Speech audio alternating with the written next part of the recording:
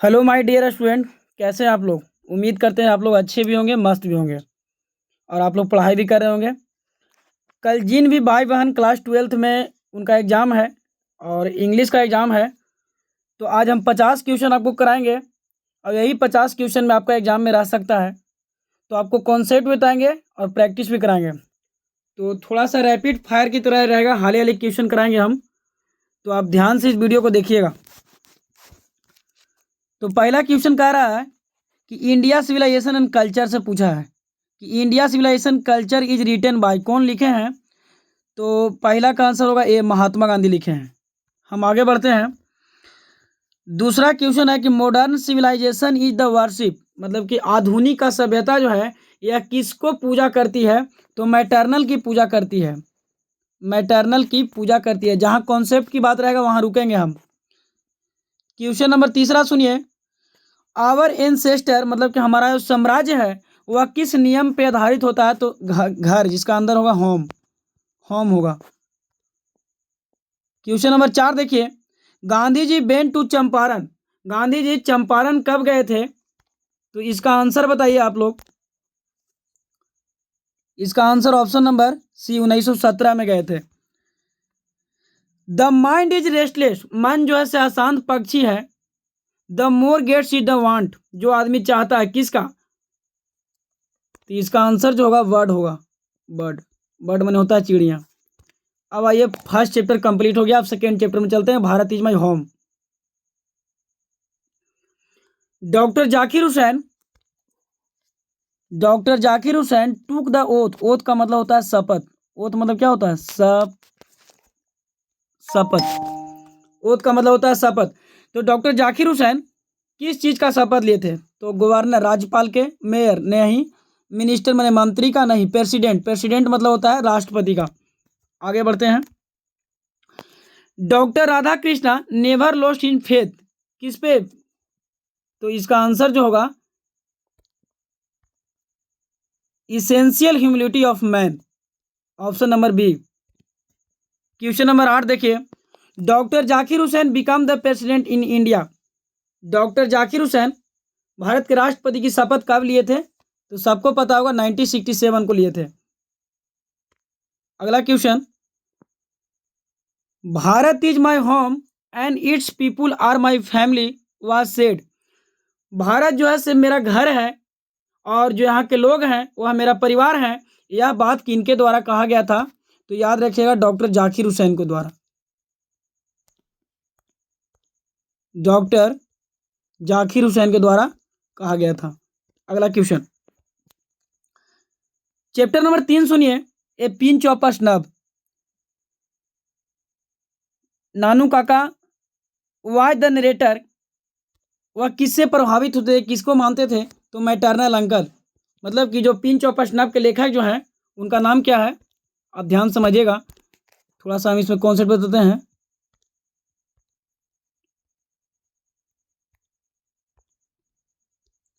मनोहर मालगोनकर, मनोहर मालगोनकर। तो आप याद रखिएगा कि पिंच ऑफ स्नैप के लिखने वाले जो थे उनका नाम था मनोहर मालगोनकर। नानू काका travelled in the class carriage of third class ticket, मतलब कि नानू काका किस क्लास के टिकट से वो अपने कह रहे। तो इसका आंसर होगा सेकेंड क्लास। नानू काका बेन टू दिल्ली सी मोर, नानू काका दिल्ली से आए थे, काहे ला आए थे। तो आपको पता होगा कि डॉक्टर से मिलने नहीं आए थे, रिश्तेदार से मिलने नहीं आए थे, अपने दोस्त से मिलने नहीं, मिनिस्टर से मिलने आए थे। मिनिस्टर में होता है मंत्री, मंत्री से मिलने आए थे। अगला क्वेश्चन देखिएगा। ए pinch of snub, A pinch of snub क्या है। तो यह एक प्रकार के नोवेल नहीं है, नोवेल ऐसे भी नहीं है, ड्रामा भी नहीं है, एक शॉर्ट स्टोरी है, छोटी कहानी है, छोटी कहानी है। अब आइए चौथा चैप्टर के बारे में सुनिए। I have a dream, I have a dream के लेखक जो हैं इनका नाम है Martin Luther King junior. Martin Luther King junior delivered his speech Washington DC 28 अगस्त। यह जो है अपनी भाषण को वाशिंगटन अमेरिका में दिए थे। तो कब दिए थे, याद रखिएगा 28 अगस्त 1963 को दिए थे। तो इसका आंसर जो होगा ऑप्शन नंबर कौन हो जाएगा, ए हो जाएगा। आगे बढ़ते हैं हम।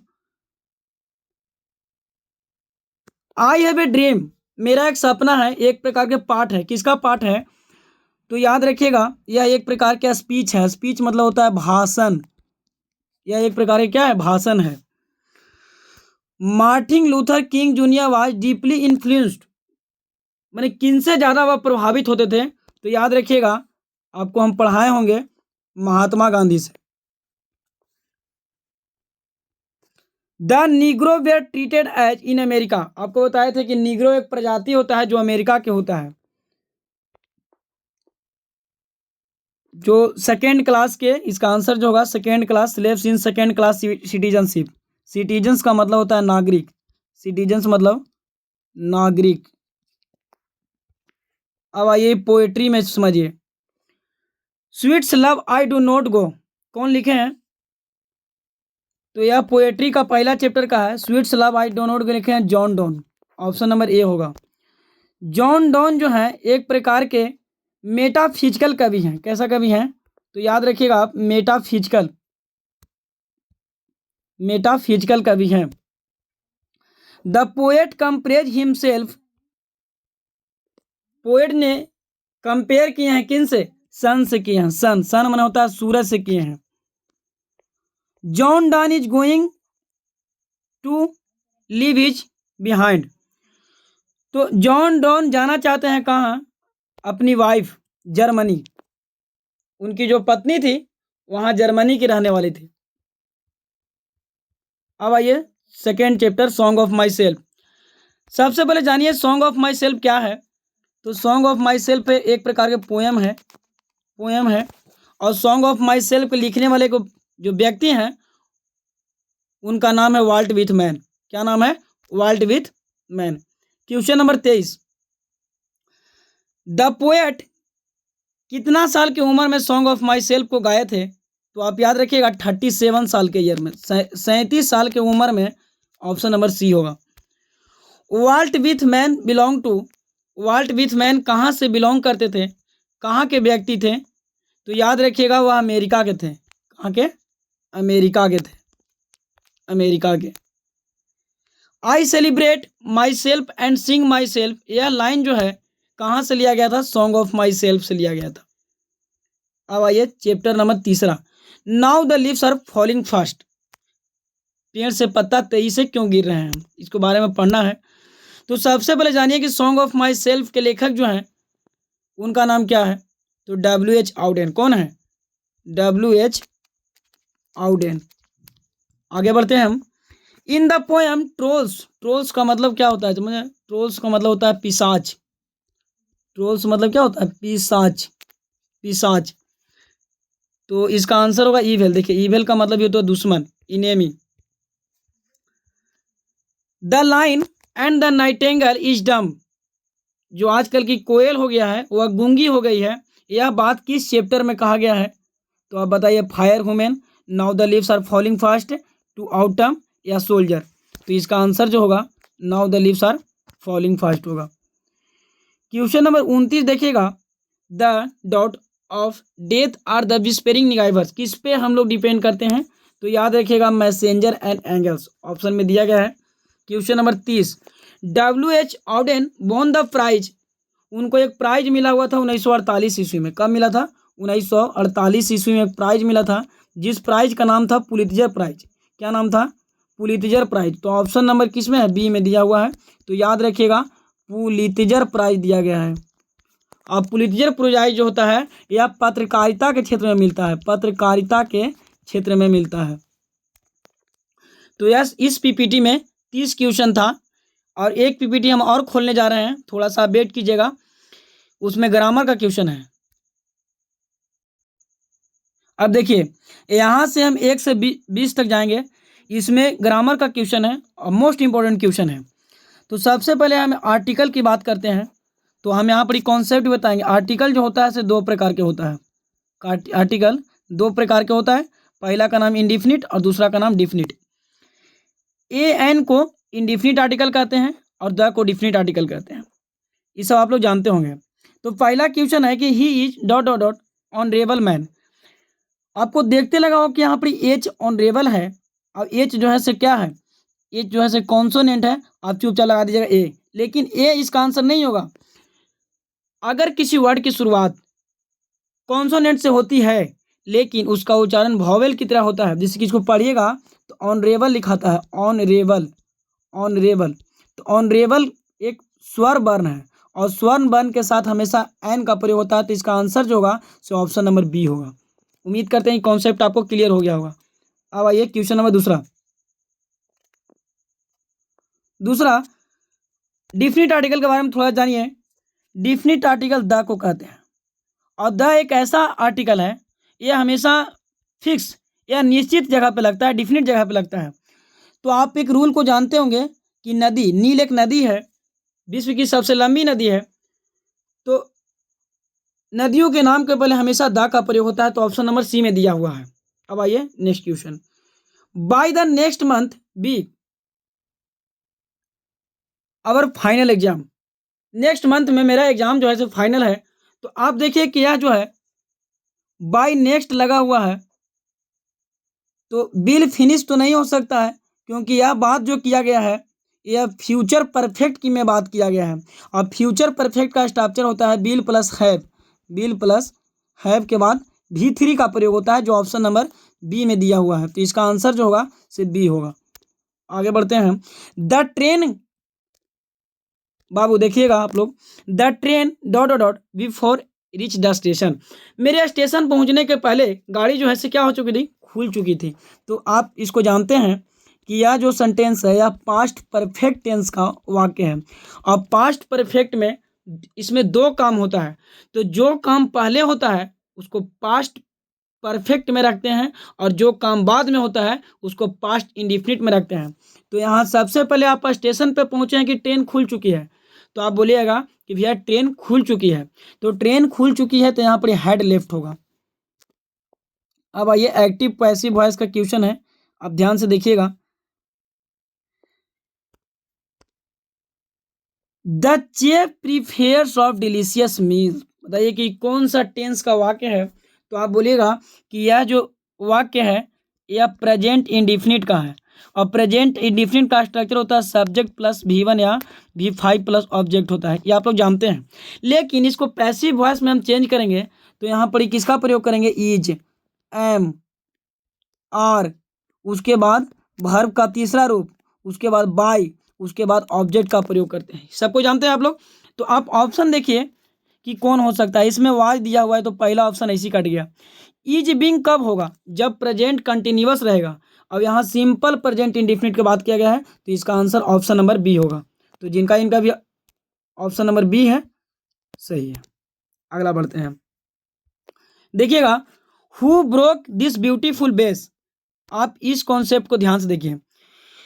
इस कॉन्सेप्ट में अगर किसी सेंटेंस की शुरुआत हु से होता है, हु से, हु से होता है, तो इसको पैसिव वॉइस में चेंज करने के लिए बाय हुम का प्रयोग करते हैं, बाय हुम का प्रयोग करते हैं।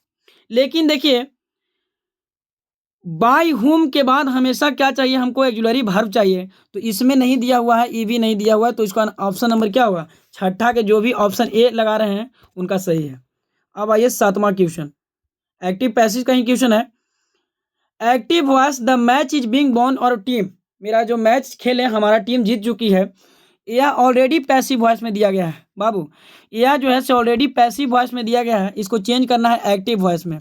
तो आप देखिए कि इज बिंग कहाँ लगता है, प्रेजेंट कंटिन्यूअस टेंस में लगता है। तो आप यहाँ देखिए ई तो नहीं हो सकता है, ई नहीं हो सकता, ऑप्शन नंबर कौन होगा, बी होगा।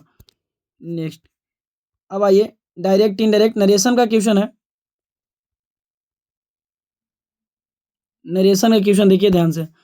नरेशन कह रहा है, रोहन सेड टू मीना। रोहन जो है से मीना से कहती है कि I am writing a letter now. मैं अभी एक पत्र लिख रहा हूँ अभी।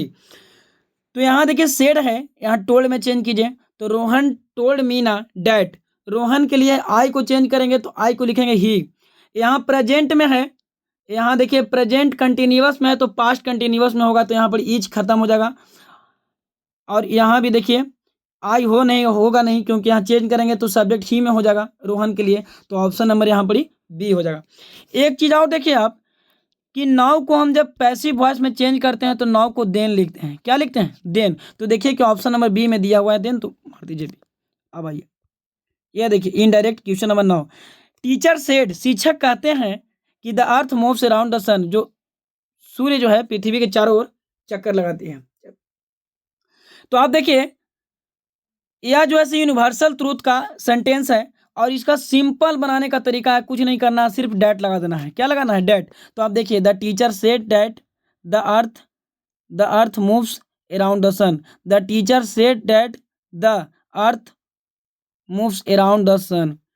द टीचर से, देखिए यहाँ नहीं होगा, ये गलत हो गया। द टीचर से डैट होगा, तो इसमें देखिए the teacher say that the earth moves, यहाँ मूव्ड ये भी हो जाएगा गलत। ऑप्शन नंबर बी होगा इसका आंसर, बी। अब आइए 10वां क्वेश्चन।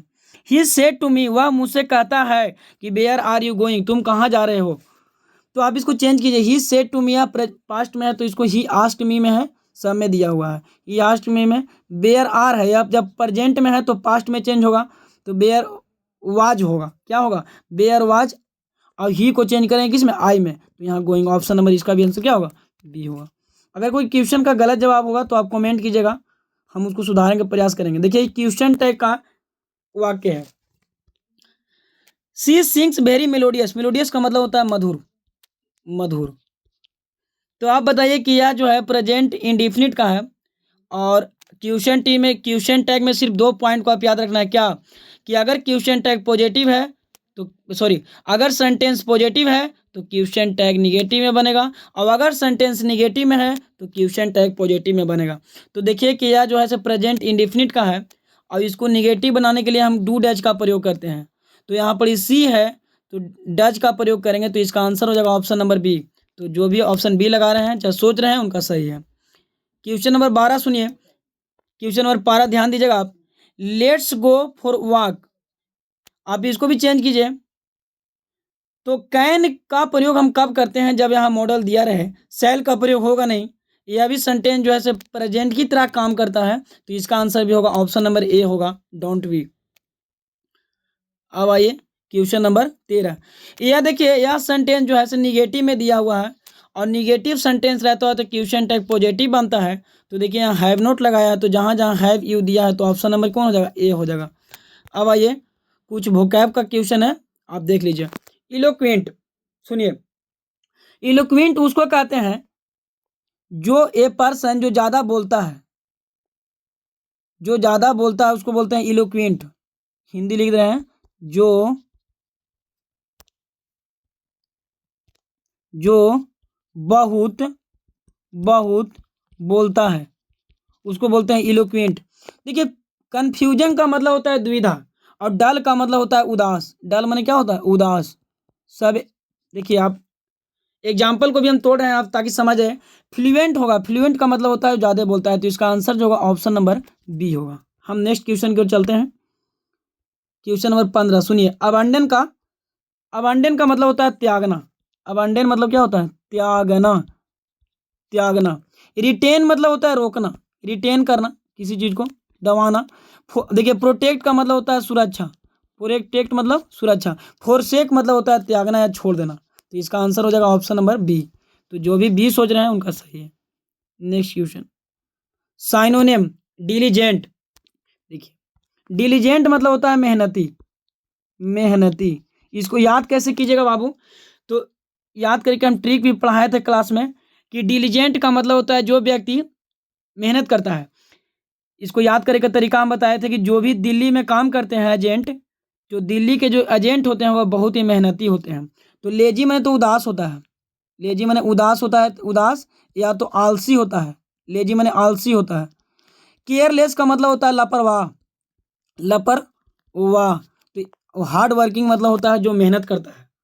क्वेश्चन नंबर 17 देखिएगा, हॉस्टाइल का उल्टा शब्द पूरा है। देखिए बाबू एग्जाम में ये भी आप दिक्कत हो सकता है कि एंटोनियम पूछ रहा है कि साइनो पूछ रहा है, ये बात को आप ध्यान देख लिया।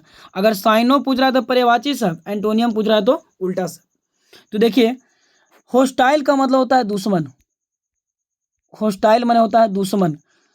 एग्रेस कोल्ड माने होता है ठंडा, ये तो सबको जानते हैं आप लोग। और फ्रेंडली माने होता है दोस्त। एग्रेसिव मतलब होता है उकसाना, दुश्मन जिसको बोलते हैं। तो उकसाएगा कौन आपको, भड़काएगा कौन, दुश्मन। तो इसका आंसर क्या हो जाएगा, आप देखिए। मगर लेकिन ऑप्शन बी नहीं होगा। देखिए हम जो गलती कर रहे हैं आप भी एग्जाम में गलती कीजिएगा। यहाँ एंटोनियम पूछ रहा है उल्टा, तो इसका आंसर ऑप्शन नंबर ए होगा, फ्रेंडली। फ्रेंडली होगा। अगला एम्बीविजियस। एम्बीविजियस का मतलब होता है कन्फ्यूजन। कन्फ्यूजन जिसको बोलते हैं द्विधा। द्विधा। अब ऑप्शन को देखें। हिडन का मतलब होता है छिपाना। हिडन माने क्या होता है, छिपाना। क्लियर का मतलब होता है स्पष्ट। नहीं बोलते हैं कि आप बहुत क्लियर है, जैसे मैं आप बोलिएगा कि पीपीटी भैया बहुत क्लियर है, कमेंट कीजिएगा पीपीटी अगर आपको अच्छा लगेगा तो हम डेली ऐसा क्वेश्चन कराएंगे। और बैग्यू का मतलब होता है क्या, इसका मतलब ये होता है अस्पष्ट, जो दिखाई नहीं देता उसको अस्पष्ट। लेकिन यहाँ उल्टा पूछ रहा है तो ऑप्शन नंबर क्या होगा, ए होगा। अब आइए नेक्स्ट क्वेश्चन। क्वेश्चन नंबर 19 हम छोड़ दे रहे हैं, आप कमेंट बॉक्स में जवाब दीजिएगा। वर्च्यू का विजडम, देखिए हिंदी बता रहे हैं। विजडम का मतलब होता है बुद्धिमान। बुद्धिमान। गॉडनेस का मतलब होता है देवी। और वाइस, वाइस का मतलब होता है क्या, वाइस मतलब, कमेंट कीजिएगा आप। अब देखिए करेक्ट सेंटेंस, या सेंटेंस गलत है, इसको सही करना है। नाइदर ऑफ, नाइदर ऑफ, एक बात याद रखिएगा बाबू कि नाइदर हो या तो आइदर हो, ये ग्रामर का है। नाइदर आइदर जो होता है हमेशा सिंगुलर होता है, और आने वाला जो वर्ब होता है वह भी सिंगुलर लेता है। तो देखिए यहाँ की नाइदर ऑफ टू बॉयज, यहाँ बेयर लगा, बेयर लगाया है, देखिए बेयर, बेयर नहीं होगा, यहाँ गलत हो जाएगा बेयर। यहाँ जो आंसर होगा neither of two boys was present, इसका जवाब हम अगर सही बोल रहे हैं तो ऑप्शन नंबर बी होगा। नेक्स्ट चलते हैं हम। पीपीटी हो गया खत्म, इतना ही क्वेश्चन था। तो आज आपको हम टोटल 50 क्वेश्चन कराए हैं और मात्र 22-23 मिनट में हम ख़त्म किए। इस वीडियो को ज़्यादा से ज़्यादा भाई बहन के साथ शेयर कीजिएगा, और मेरा पढ़ाने का अंदाज आपको अच्छा लगता है तो इस चैनल को सब्सक्राइब कर लीजिएगा। और आप लोग ऐसे सपोर्ट करते रहिए, आने वाला समय में अंग्रेजी हम बहुत अच्छा तरीक़ा से पढ़ाएंगे। कोई भी बिहार बोर्ड के मेरे छोटे भाई बहन हैं उनको दिक्कत नहीं होगा। और बहुत जल्द इस चैनल को सपोर्ट कीजिए, हम स्पोकन पढ़ाएंगे आपको, स्पोकन इंग्लिश, स्पोकन इंग्लिश। और कल आप लोग एग्ज़ाम दे के जब आइएगा क्लास 12 के, कल क्लास 12 के अगर आप लोग एग्ज़ाम दे के आइएगा तो 9693067814, ये मेरा नंबर है। इस नंबर पे अंग्रेजी का क्वेश्चन भेज दीजिएगा, इंग्लिश का क्वेश्चन भेज दीजिएगा, ताकि हम उसको एनालिसिस करवा सके पीपीटी के द्वारा। चलिए तो थैंक यू। आपको क्लास आज यहीं रखते हैं, आप लोग मन लगा के पढ़िए भी और एग्ज़ाम की तैयारी कीजिए। थैंक्स फॉर सपोर्टिंग, ऐसे ही आप लोग सपोर्ट करते रहिए हमको। लास्ट में जाते जाते आपके माता पिता को प्रणाम। Thank you.